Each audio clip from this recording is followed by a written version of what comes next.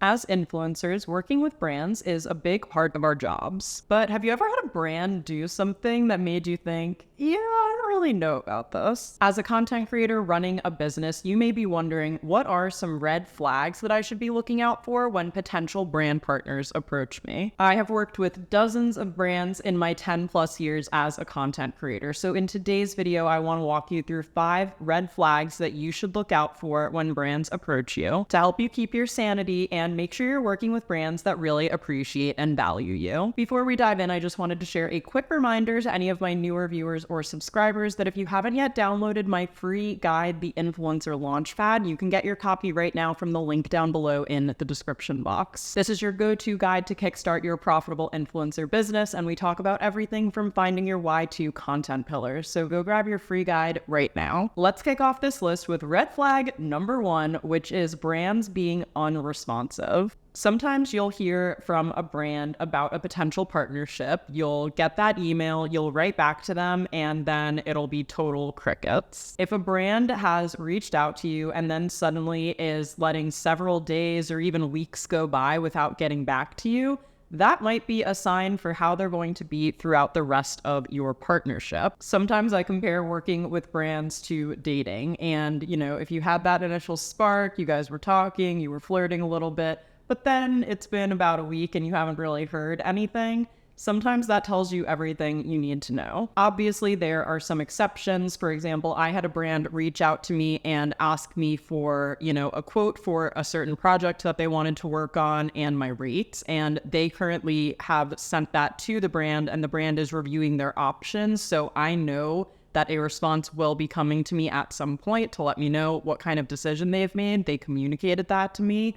But if a brand seems super excited to work with you, is all in 1 minute, and then kind of ghosts you the next minute, that might be a potential red flag to consider. If it takes a while to hear back from them, especially before you've signed a contract, that might make you think twice about signing that contract at all. So use your judgment on this. I always tell influencers and content creators during a brand partnership, I think it's really important to be responding to emails in an active brand partnership, once you've signed a contract within 1 or 2 business days. But if the brand is giving you a sign that this is how it's going to be before you even have agreed to terms, then that might be something you want to review. And that brings me to red flag number 2, which is brands that don't respect your rates. Now, the question of rates and what to charge and what is the right thing to charge is something that I see over and over again, even many years into this industry being a multi-billion-dollar global industry. The truth is, pricing is still going to be a little bit all over the place because every individual creator is setting their own rates based on what they might want to charge for brand partnerships, maybe based on where they live, if they live in a more expensive area, or their engagement. There are just so many factors that impact rates that it is really tricky to feel like you're pricing yourself accordingly. And sometimes it can be hard to communicate your value to a brand partner. However, one huge instant turnoff for me is when a brand reviews my rates and then comes back to me and says something like, well, other creators of your size are charging less, so would you consider doing this for X? It just to me is kind of insulting because even if brands are kind of trying to shop around and get different quotes from different creators to see what the best spend of their budget is, you can write back to me and just say, thanks for sharing your rates, we can't afford that right now, or thanks for sharing your rates, we don't currently have the budget for this, but we appreciate you letting us know. There's just a big difference tonally to me in those two things because one feels like a brand trying to manipulate me into second guessing my pricing, which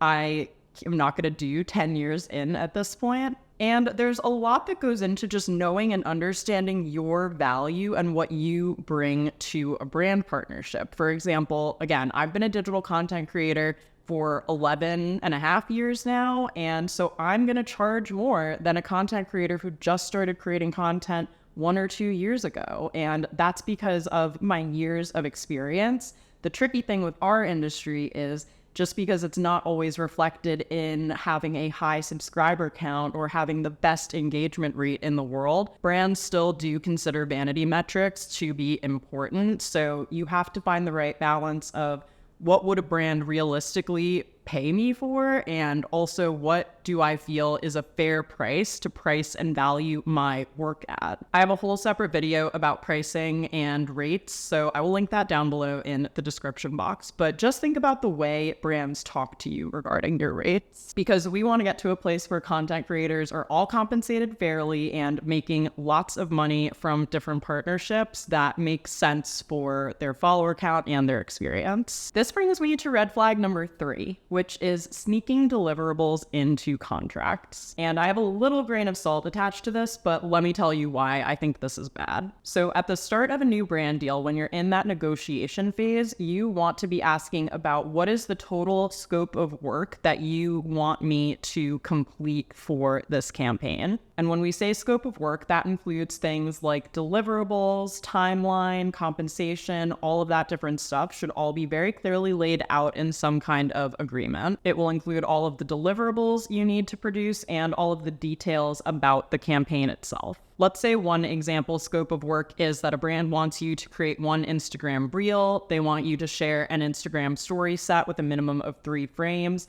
and they want 1 month of paid usage so they can share the content in a paid capacity across their social media platforms. That includes both the actual content that you need to produce yourself, and it also includes a kind of external factor that they want to include into it, which is they want 1 month of usage rights. So because you know this complete scope of work up front, you can share a price for both the content that you're going to be creating and for that extra deliverable they're asking for, which is, what do you charge for them to use your content in paid ads for 30 days? Some brands don't include these extras, as I'm kind of calling them, in initial emails. So this is why it is so important that you read every contract that a brand sends you in full from start to finish, even read it twice if you need to, just to understand exactly what is in it. You may want to look out for terms like usage rights, exclusivity, and boosting, which maybe the brand didn't consider that a deliverable, so it got added to the contract, even though it's not something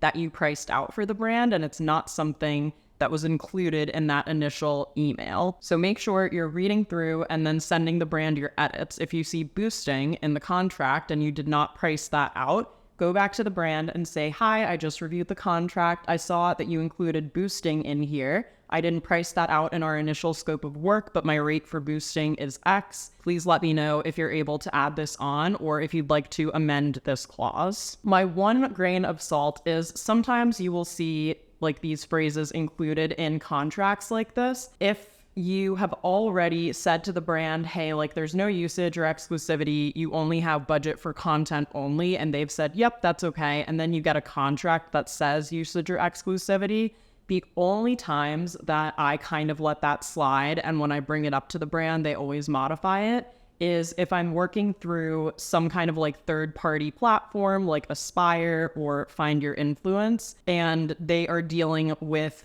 like a massive campaign where maybe they're casting like 50 or 100 micro influencers, and they've kind of created like a contract template that they've sent out to everyone. So especially if you're not working with the brand directly, you should be on the lookout for those types of terms. That is nothing to get too mad over, but if you're working one-on-one with the brand and you've already said no usage and you see it in the contract, that's of course annoying. If they remove something like that with no argument, then I don't consider it a red flag because these things can happen. But it's just an added reminder, if I didn't say it enough, to read your contracts. Okay, let's move on to red flag number 4. And I feel like people might disagree with me a little bit on this one, but tell me what you think in the comments. Red flag number 4 is when a brand wants to test things out before committing to working with you.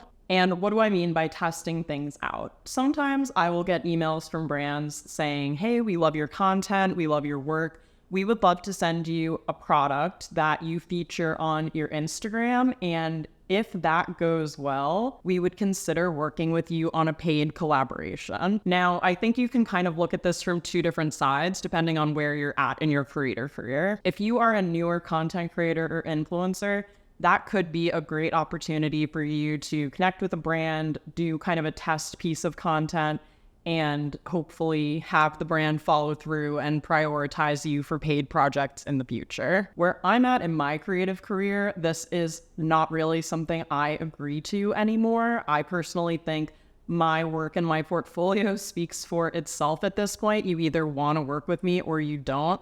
And this reminds me also of back when I was an editor. I used to have to do edit tests when I was applying to different jobs, where you would have to, write out different pitch ideas for the magazine. Sometimes you would even have to write out a whole article just to apply for the job, and you might not necessarily get it. And, those edit tests took hours and hours of time. I did several of them when I was early on in my career and when I was working in magazines. And I started seeing people on Twitter talking about, edit tests are so crazy. So many of us have clips already of our work, portfolios on our website, people who can vouch for us. Like, why do you also need me to do all this unpaid work just to have, again, like one person get the job in the case of a role at a magazine? So I always kind of think back to that whenever I see this ask from brands, because yes, you may do one thing for free, right? And then maybe you do get paid later, but that one thing that you do for free, that still involves you emailing back and forth with the brand, receiving the product, creating the content, editing the content. Sometimes these come with all of the normal expectations of a campaign. Like, does this brand want to approve this piece of content? Do they need you to make edits or updates or reshoot it? Like, that all is labor and time on your end that's going into promoting something to them, for them entirely for free. To me, there's a big difference between creating content organically, like at your own editorial discretion, featuring brands that you love with no expectation of getting paid, and then having that brand see it and be like, oh my God, we got to work with this person, versus a brand that knowingly can't pay you, is asking you to do all of this stuff, and they might not even end up paying you later. It's just like so tricky. And I just want to advise anyone to think carefully before accepting kind of these like gifted collaborations, or even sometimes these, if you get a certain amount of clicks on your affiliate link, or if we get a certain amount of sales, then we'll consider working with you. Like, those pay-per-click metrics and conditional terms are sometimes really hard to actually execute on, especially if you're a micro influencer. If a brand wants you to sell 25 products through an affiliate link before they actually pay you, if you have 10,000 Instagram followers, you have 3% story views, that's like 300 people view your stories on average, and your click-through rate is like 1%, it's going to take a lot more volume to get those results, and they are not necessarily guaranteed, which just means that you might end up doing all this work and not see really any monetary reward from doing so. Again, I feel like this is very different than accepting PR from brands and accepting gifting from brands. If the brand wants you to basically do a whole campaign just where they don't pay you, that to me is a red flag. And that brings me to the next red flag, where the brand does not want you to give any creative input to your collaboration. So the first 4 red flags are more about before you actually sign on to work with a brand.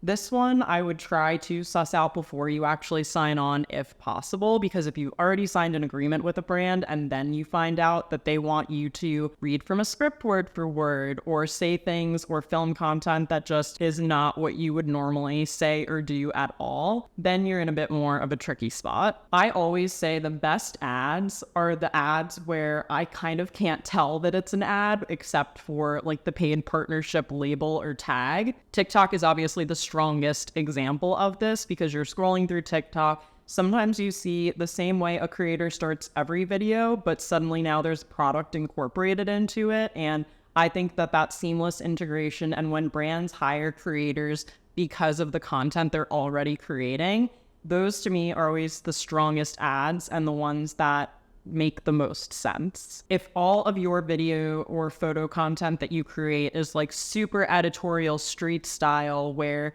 you're very like mysterious, you're that aspirational figure, you always leave quotes from like filmmakers in the caption, and the brand wants you to do Instagram stories where you're talking to camera and being super animated, that's a big disconnect. It doesn't really make much sense, and the ad probably won't really perform that well because your audience is going to be like, why is the cool, mysterious girl suddenly being a total sales girl to me? I think good brands will give you a creative brief with reasonable guidelines. Like sometimes they want you to wear plain colored clothing or avoid other logos and things like that. All of those are very reasonable requests to me. If a brand wants you to read word for word from a script, though, as part of an agreement, that is something I would push back on. I do have one small exception to that, which is kind of on the UGC/content creation only side. So if a brand is hiring you to create and produce a video that you're not sharing on your page, but they are sharing on their page,